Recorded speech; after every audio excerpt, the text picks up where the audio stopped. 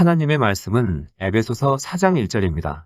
그러므로 주 안에서 갇힌 내가 너희를 권하노니 너희가 부르심을 입은 부름에 합당하게 행하여.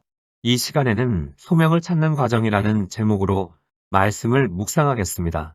소명이라는 말이 성경에는 부르심으로 번역되어 있습니다. 이 시간에 살펴보고자 하는 것은 자신의 소명을 찾는 과정과 아울러서 지금 자신이 종사하는 직업에서 소명을 찾는 것을 포함합니다.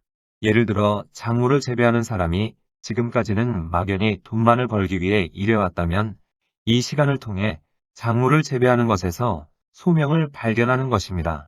많은 사람에게 일용할 양식을 공급하고 자신이 재배한 작물을 섭취하는 이들이 육체적으로 건강하길 기도한다면 농사 짓는 것이 직업이 아닌 소명이 됩니다. 직업과 소명이라는 말은 누구나 다 사용하는 말입니다. 직업이란 수입을 제공하고 교육이나 훈련이 필요하며 사회를 움직이게 하는 한 사람의 특정한 일의 분야라고 정의할 수 있습니다. 직업에는 대개 모종의 권한과 지위가 뒤따르며 사회에 소속하여 기여하는 일원이라는 느낌을 갖게 해줍니다. 직업이 세속적인 용어라면 소명은 신학적인 용어입니다. 소명이란 시간과 에너지와 재능을 세상에서 하나님을 섬기는 데 사용하라는 하나님이 주신 목표라고 정의할 수 있습니다. 직업과 소명에는 중복되는 부분이 있습니다. 일이나 직업을 통해 생의 소명을 성취하는 이들이 있지만 그럼에도 소명은 최소한 4가지 면에서 직업과 다릅니다. 소명과 직업이 다른 이유는 첫째, 소명은 직업을 초월합니다. 모든 그리스도인의 1차적 소명은 능력과 지위와 기회와 배경과 무관하게 하나님을 따르는 것입니다. 젊은이든 노인이든 보통 사람이든 특출한 사람이든 가난에 짓눌린 사람이든 배부른 사람이든 하나님을 믿고 섬기고 순종하는 것은 만인을 향한 하나님의 부르심입니다.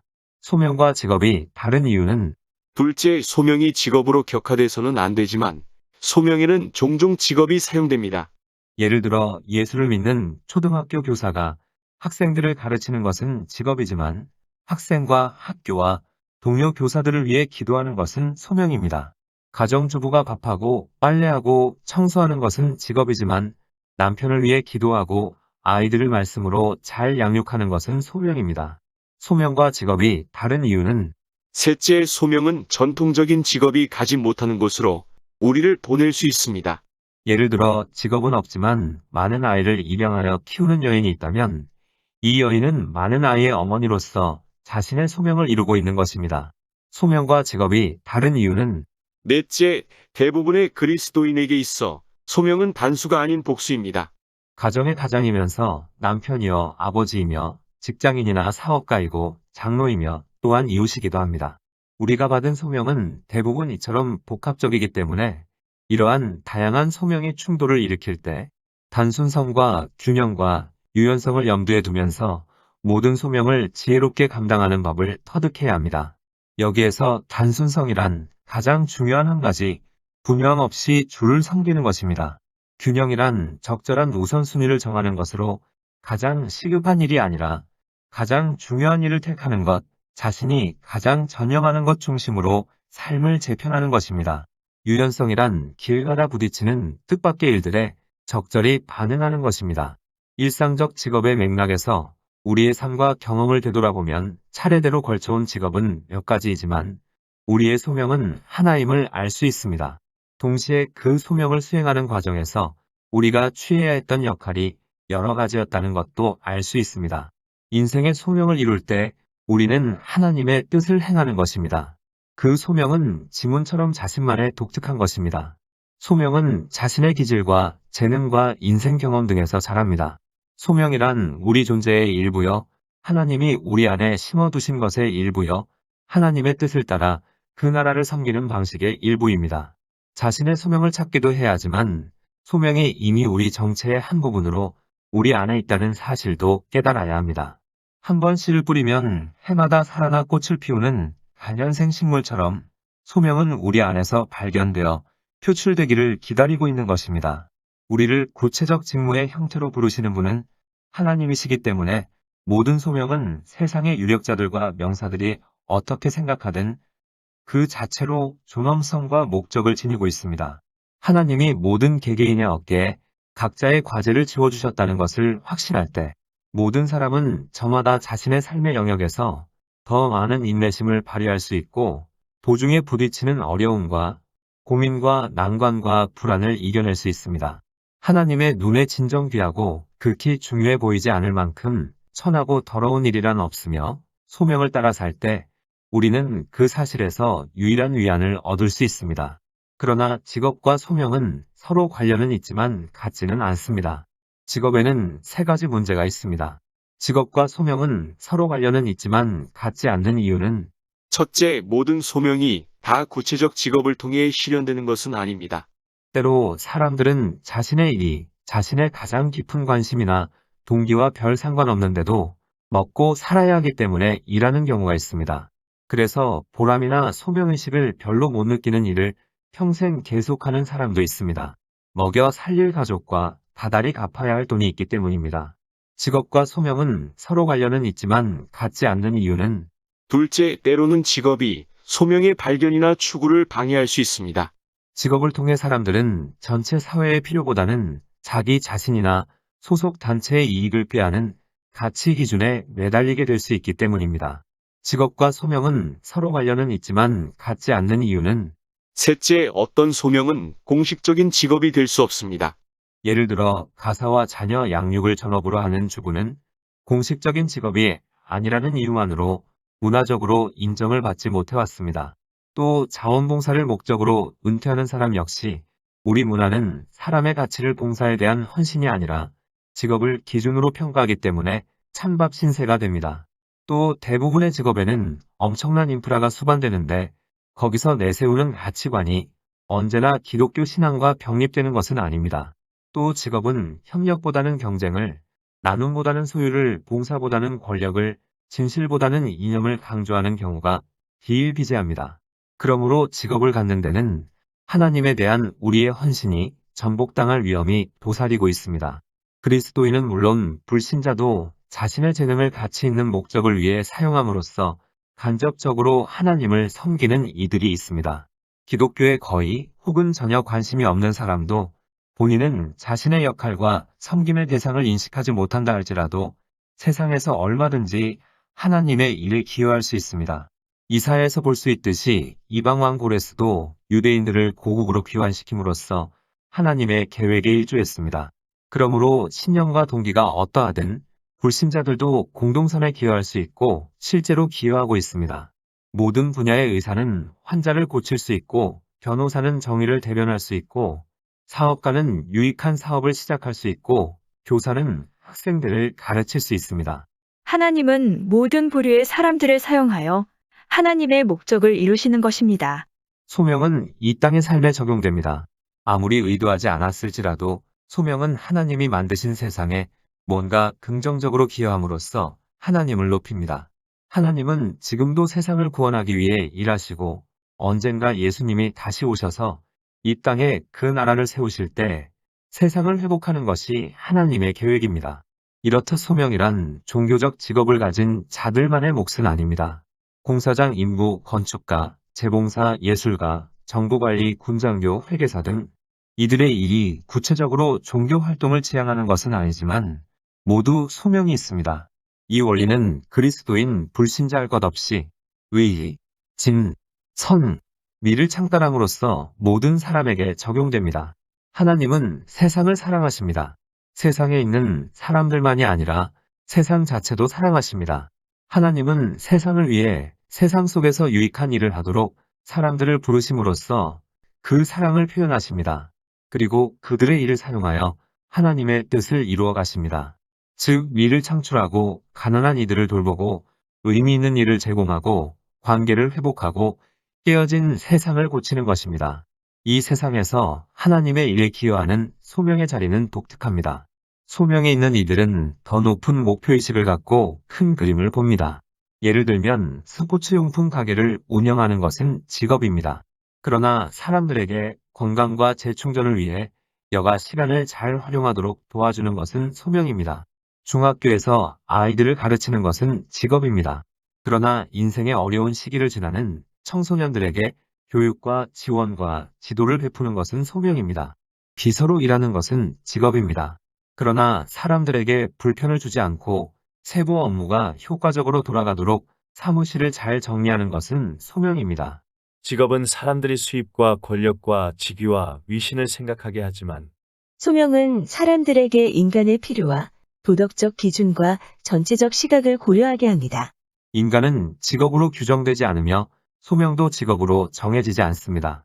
오히려 그 반대입니다. 인간을 규정하고 그 인간에게 소명을 주시는 분은 하나님이십니다. 그럴 때 인간은 자유로이 직업을 사용해 하나님 나라의 뜻을 이룰 수 있습니다. 그러므로 소명의식이 직업 선택보다 선행되어야 합니다.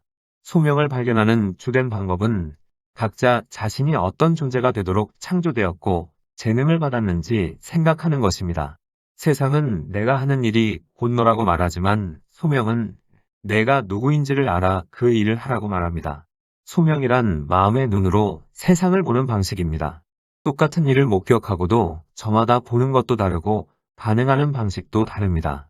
무엇을 보는가는 각자의 내면 깊숙한 곳에 있는 무언가에 의해 결정되는 것입니다. 내가 주변 세상을 보는 방식에 내 소명의 방향이 들어 있습니다. 어디를 가나 운영상 문제가 있는 단체만 보이는 이가 있습니다.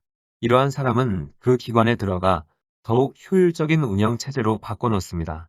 또 어떤 이들은 몸이든 마음이든 영혼이든 건강치 못한 사람들만 보이는 이들이 있습니다. 이러한 사람은 사람들에게 신체적, 정신적, 영적 치유를 베푸는 직업을 택합니다. 즉, 사람들이 세상에 잘못된 문제들이 많다는 것을 머릿속으로는 알지만 모든 문제를 마음의 눈으로는 보지 않는다는 것입니다. 많은 경우 어렸을 때는 자신의 소명을 모릅니다. 그렇다고 우리에게 소명이 없다는 뜻은 아닙니다. 봄이 오기만을 기다리며 언 땅 속에 잠자고 있는 씨앗처럼 소명은 이미 우리 안에 있습니다. 봄이 오면 씨앗은 땅을 헤집고 나옵니다. 그러므로 우리는 깊은 소명의식에 이끌려 발견의 여정에 올라야 합니다. 그 길을 따라 하나님이 원하시는 곳에 이르러야 하는 것입니다. 하지만 쉬운 길은 아닙니다. 소명을 발견한다는 것은 여정을 가는 것과 같습니다. 길을 가며 만나는 경험들의 효과가 누적되어 우리를 장래 일에 준비시켜주는 것입니다. 우리가 삶의 소명으로서 하나님의 뜻을 알게 되는 것은 경험 자체를 통해서입니다. 소명을 발견하는 것은 화가가 그림을 그리거나 연인이 사랑에 빠지는 것과 비슷합니다. 소명은 시도와 실험과 실행을 통해 배우는 것으로 어떤 의미에서 소명 자체가 하나의 여정입니다. 경험은 우리를 가르치고 준비시키고 단련시켜 다가올 미래를 잘 맞이하게 해줍니다. 우리는 여정 중에 배워서 미래를 맞을 준비가 되어가는 것입니다. 성품과 신앙이 자라고 필요한 기술을 습득하며 전체적으로 성숙해지는 것입니다. 그러다 때가 되면 소명의식이 싹 트게 됩니다. 우리는 10년 전에 미리 인생을 계획함으로써가 아니라 현순간 당면한 상황 속에서 하나님이 하시는 일에 주의를 기울임으로써 소명을 발견해 갑니다.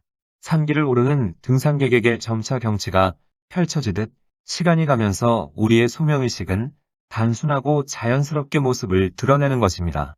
소명 찾기는 간편한 단계와 손쉬운 공식을 거부하는 직관적 과정입니다. 그러므로 힌트와 느낌과 방향 감각을 제시하는 여러 신호에 유의해야 합니다. 틀림없이 도중에 아리송하고 모호하고 혼란스러운 상황에 부딪히기 때문입니다. 그러나 계속 가야 합니다. 계속 가면서 찾아야 하는 것입니다. 이 과정에서 살펴야 할 6가지 신호가 있습니다. 소명의 발견에 있어 중요한 요소는 첫째, 내면의 동기입니다. 자신의 흥미를 끌고 자신에게 힘이 나게 하는 것이어야 합니다. 이유야 어찌됐든지 사람에 따라 내면의 강한 열망이나 충동이 소명으로 몰아가는 것입니다. 내면 깊은 곳에서 뭔가가 움직여 새 사업을 시작하거나 교향곡을 작곡하거나 도심학교의 교사가 되게 합니다. 그렇게 하지 않고는 배길 수 없는 것입니다. 재능만 있는 것이 아니라 거기에 흥미와 에너지와 열정이 있기 때문입니다. 소명의 발견에 있어 중요한 요소는 둘째, 재능입니다. 적절한 재능은 반드시 필요합니다. 좋은 의도만으로는 안 되는 것입니다. 일을 해내려면 은사가 있어야 합니다.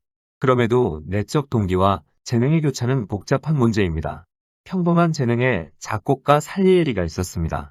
그는 자기보다 젊고 뛰어난 작곡가 모차르트의 작품에 질투를 불태우며 노년을 보냈습니다. 모차르트의 음악을 들은 후 살리에리는 자신의 음악이 얼마나 평범한 것인지 깨닫고 이렇게 고백했습니다. 주님, 저에게 소명을 주셨다면 왜 그 소명에 걸맞은 재능은 주시지 않았습니까? 내가 하는 일이 단순히 내가 좋아하는 일만이 아니라 하나님이 재능을 주신 일이었으면 얼마나 좋을까라고 사람은 누구나 생각하기 마련입니다.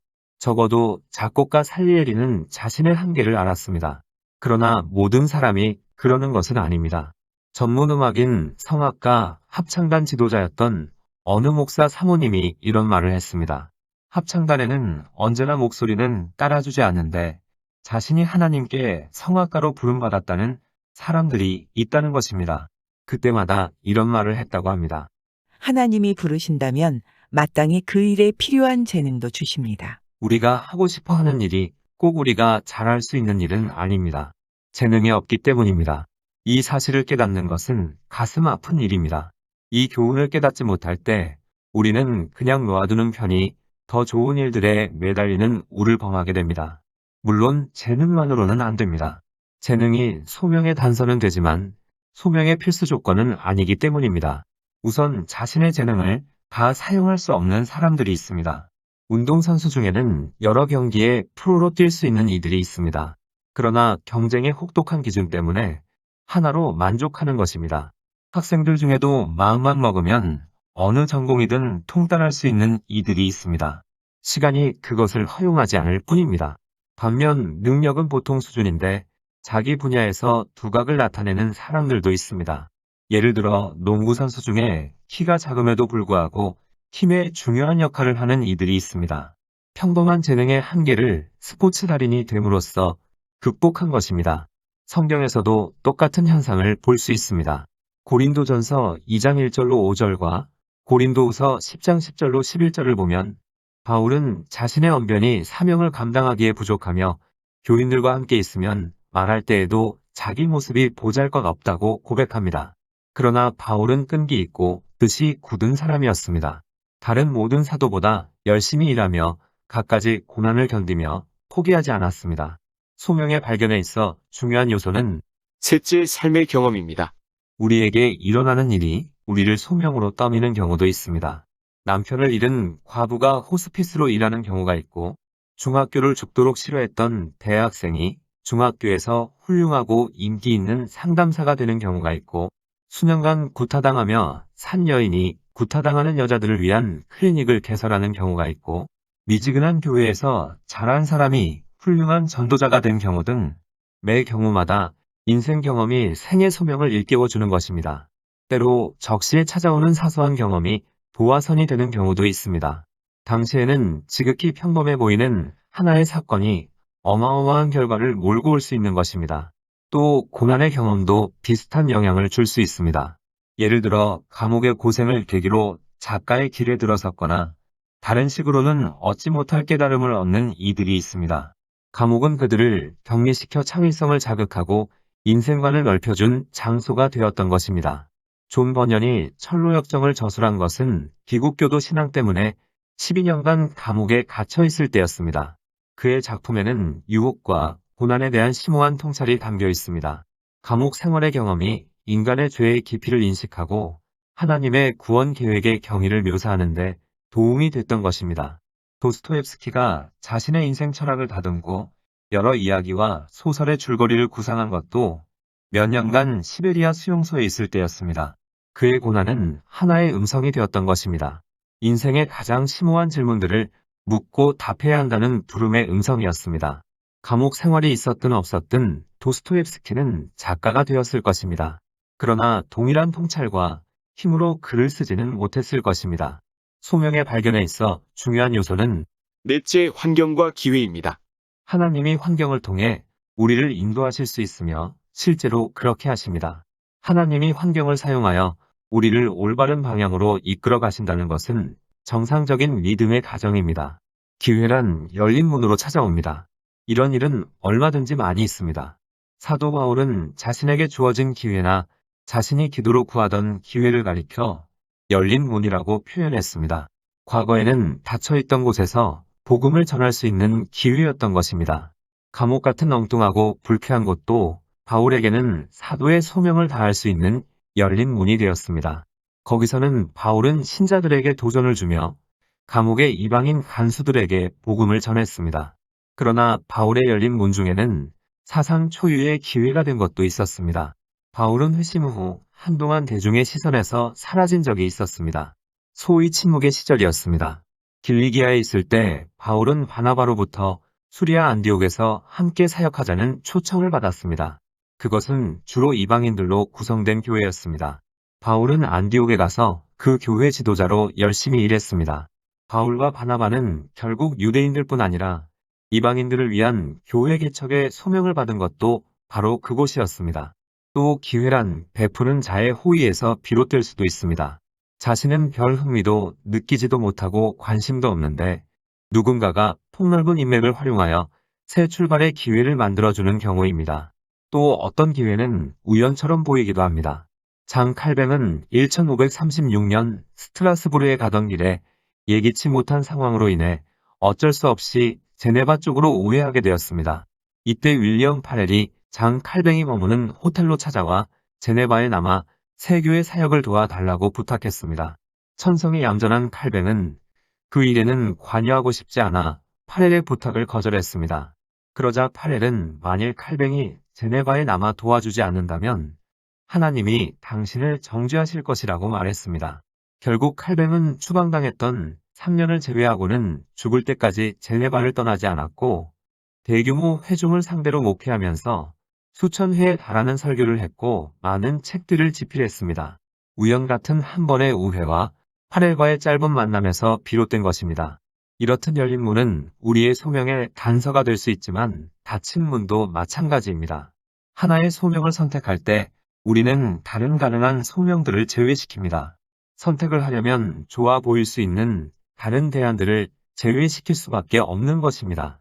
그러므로 우리는 내가 할 일이 아닌 것을 분별해야 합니다. 우리는 되고 싶은 대로 다 될 수도 없고 하고 싶은 일을 다 할 수도 없기 때문입니다. 그렇다면 우리는 자기 내면에 있는 것을 분별하고 자신의 한계를 인식하며 열리는 문 못지않게 닫히는 문도 수용해야 합니다. 우리를 만드신 하나님은 우리가 하나님으로부터 타고난 자신의 본질에 충실하기를 원하십니다. 그것은 우리의 잠재력과 한계를 동시에 뜻합니다. 타고난 본질에 충실치 못하는 것은 곧 현실에 어긋나는 것이요. 그럴 때 뒤에서 길이 닫히는 것입니다. 예를 들어 어떤 사람이 박사학위를 취득해 교수가 되려고 했습니다. 그런데 공부하는 동안 가족을 부양해야 했기에 출판사에서 시간제로 일하게 되었습니다. 박사학위를 취득한 후에 교수가 되기 위해 여러 곳에 이력서를 냈지만 열려고 다가가는 문마다 닫혔습니다. 반면에 시간제로 일하고 있는 출판사에서는 전임으로 일할 수 있는 자리가 열렸습니다. 결국 이 사람은 교수 자리를 포기하고 자신의 전문 지식과 기술을 활용할 수 있는 출판사에서 일하게 되었습니다. 소명의 발견에 있어 중요한 요소는 다섯째, 주변 사람의 말입니다.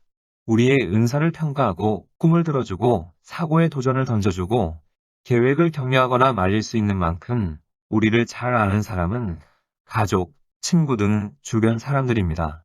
이들은 우리의 장단점을 인식하도록 도와주고 내가 누구이며 평생 할 일이 무엇인지 분별하도록 도와줍니다. 하나님은 환경과 아울러 사람을 사용하여 소명의 분별을 도우십니다. 주변 사람뿐 아니라 스승도 비슷한 역할을 할 때가 있습니다. 사도 바울은 자신의 몇몇 제자들에게 소명에 충실할 것을 권했습니다. 디모데가 목회 사역에 힘들어하기 시작하자 바울은 그에게 연소함과 미숙함과 소심함을 뛰어넘어 용기와 확신으로 직무를 다하라고 격려했습니다.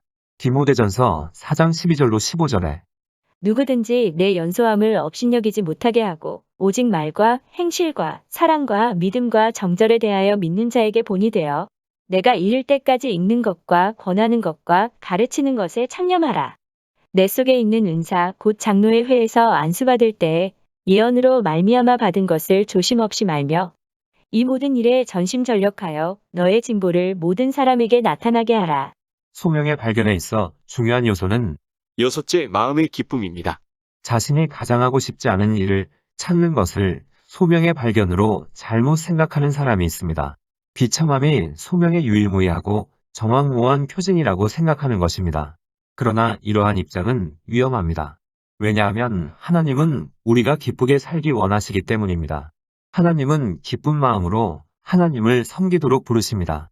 우리는 어쩔 수 없다는 느낌을 통해서도 소명을 발견하지만 동시에 그 속에서 기쁨을 발견할 때 소명을 알게 됩니다. 바울은 하나님이 즐겨내는 자를 사랑하신다고 했습니다. 하나님은 또한 즐겨 일하는 종을 사랑하십니다. 행복과 기쁨을 혼동해서는 안 됩니다. 이 땅에서는 결코 완전한 행복을 경험할 수 없습니다. 세상은 괴로운 곳입니다. 농부는 억척스러운 잡초를, 사업가는 변덕스러운 소비자를, 교사는 버릇없는 학생들을, 목회자는 미지근한 교인들을 상대해야 합니다. 자신의 소명에서 아무리 기쁨을 누린다 해도 우리는 일에 치이고 직장 동료한테 짜증이 나고 권태기를 겪으며 자신의 일을 불필요하고 복잡하게 만드는 구조들과 싸워야 합니다. 그러나 힘들다는 것과 비참하다는 것은 다릅니다. 자신의 일이 언제나 재미있는 것은 아니지만 그럼에도 불구하고 우리는 기쁘게 일할 수 있습니다. 전도서의 가르침대로 수고하는 가운데서 심령으로 낙을 누릴 수 있는 것입니다. 이러한 기쁨은 내가 나의 본질에 부합되며 하나님 나라에 열매 맺는 일을 하고 있다는 것을 알 때에 찾아옵니다. 하나님의 소명을 분별함에 있어 우리의 시선을 끌어 방향을 제시하려는 모든 목소리 중 우리가 가장 귀 기울여 들어야 할 목소리는 우리가 가장 가볍게 들어야 한다고 생각할 수 있는 목소리, 즉 자기 자신의 환희의 목소리입니다. 자신의 일에서 발견하는 기쁨을 일깨워주는 이 환희의 목소리야말로 모든 신호 중 가장 신빙성 있는 신호가 될 수 있습니다. 방금 살펴본 것처럼 소명의 발견에 있어 중요한 요소는 내면의 동기, 재능, 삶의 경험, 환경과 기회, 주변 사람의 말, 마음의 기쁨입니다. 하늘에서 나는 음성을 듣는 사람은 극히 드뭅니다. 사도 바울은 들었지만 디모데는 듣지 못했습니다. 우리에게 소명이란 대부분 세월의 흐름과 경험을 통해 드러나게 되어 있습니다. 우리는 살면서 배움으로 성공뿐 아니라 실패를 통해, 실험을 통해, 그리고 무엇보다 들음을 통해 소명을 발견할 수 있습니다. 우리가 들어야 할 것은 하나님께로부터 들려오는 음성이 아니라 내면의 동기, 재능, 삶의 경험, 환경과 기회, 주변 사람의 말, 마음의 기쁨을 통해 들려주시는 하나님의 음성입니다. 하나님은 우리가 소명을 찾을 수 있다고 말씀하십니다. 하나님은 우리로 하여금 각자의 소명을 듣고 이해하고 이루게 하십니다. 세상에서 말하는 기준으로는 성공하지 못할지 몰라도 우리는 반드시 성공할 것입니다. 우리는 대부분 사후에 그렇게 오래 기억되지 않을 것입니다. 우리의 소명은 10중 8구 명성보다는 망각의 자리로 우리를 데려갈 것입니다. 그리고 우리가 하는 일에는 이렇다 할 박수갈채가 따르지 않을 것입니다. 그러나 하늘이 판단하는 성공은 이 땅과 다릅니다. 순전함과 신실함과 사랑으로 자신의 소명에 충실한다면 하나님 나라를 위해 열매를 맺을 것입니다. 이 땅에서 사람들이 우리의 노력을 알아주든 알아주지 않든 하나님이 천국에서 우리를 알아주실 것입니다. 이 땅에서 무명할지라도 천국의 눈으로 볼 때 큰 자인 것입니다. 이 땅에서의 명성과 하늘에서의 명성은 완전히 다르기 때문입니다. 하나님을 위해 그리고 세상의 유익을 위해 하나님의 뜻을 행하는 사람을 세상은 잊어도 하나님은 잊지 않으십니다. 기도하시겠습니다. 우리를 인도하시는 좋으신 하나님, 내면의 동기, 재능, 삶의 경험, 환경과 기회, 주변 사람의 말, 마음의 기쁨을 통해 들려주시는 하나님의 음성을 듣고 자신의 소명을 깨달아 알게 하옵소서. 그리고 순전함과 신실함과 사랑으로 자신의 소명에 충실하여 하나님 나라를 위해 열매를 맺게 하옵소서. 예수님의 이름으로 기도드립니다. 아멘. 하나님께서는 내 형편이 어떠하든 내 신분이 무엇이든 무슨 죄를 지었든 변함없이 나를 사랑하십니다.